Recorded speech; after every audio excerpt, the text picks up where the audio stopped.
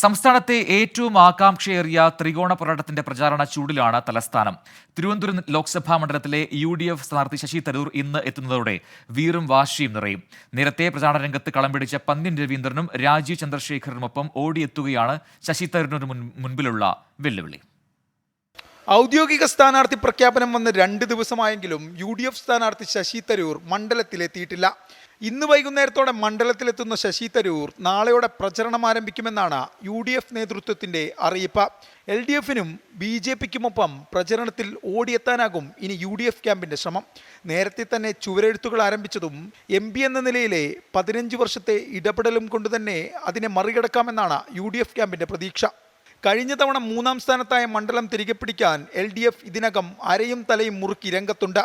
മുൻ MPയും ജനകീയനുമായ പന്ന്യൻ രവീന്ദ്രൻ എല്ലാ നിയമസഭാ മണ്ഡലങ്ങളിലും ഒരു റൗണ്ട് പര്യടനം പൂർത്തിയാക്കി കഴിഞ്ഞു. മുന്നണിയുടെ കരുത്തറിയിക്കുന്ന റോഡ് ഷോകളും വോട്ടാകുമെന്നാണ് പ്രതീക്ഷ. എല്ലാ വിഭാഗം ജനങ്ങളും ചേർന്ന തിരുവനന്തപുരം തീരദേശ പ്രദേശത്തുള്ള ഒരുപാട് മനുഷ്യരുണ്ട്, വളരെ പാവപ്പെട്ട ആളുകളുണ്ട്. എല്ലാം ചേർന്ന ഈ പ്രദേശവുമായി ബന്ധമുള്ള ഒരാളാണ് ഞാൻ. അതുകൊണ്ട് എനിക്ക് എല്ലാ ആളുകളുമായിട്ടും പലതരത്തിലും ബന്ധപ്പെടാൻ കഴിയാറുണ്ട്. അതുകൊണ്ട് നല്ല പ്രതികരണമാണ്.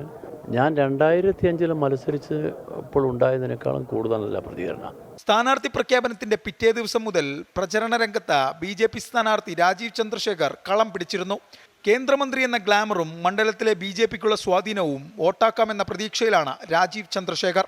കഴിഞ്ഞ തവണത്തെ 2ാം സ്ഥാനം ഇത്തവണ 1ആക്കി മാറ്റാൻ വിട്ടുവീഴ്ചയില്ലാത്ത പ്രചരണമാണ് BJP നടത്തുന്നത്. ഒരു പാർലമെന്റ് മണ്ഡലത്തിൽ നടപ്പിലാക്കുവാൻ വേണ്ടി തികച്ചും യോഗ്യതയുള്ള, തികച്ചും അതിന് കഴിവുള്ള, പ്രവർത്തിച്ച എല്ലാ രംഗങ്ങളിലും വിജയിച്ചിട്ടുള്ള ഒരു വ്യക്തിയാണ് തിരുവനന്തപുരത്തെ LDA സ്ഥാനാർത്ഥിയായിട്ട് BJP ദേശീയ നേതൃത്വം തന്നിരിക്കുന്നത്.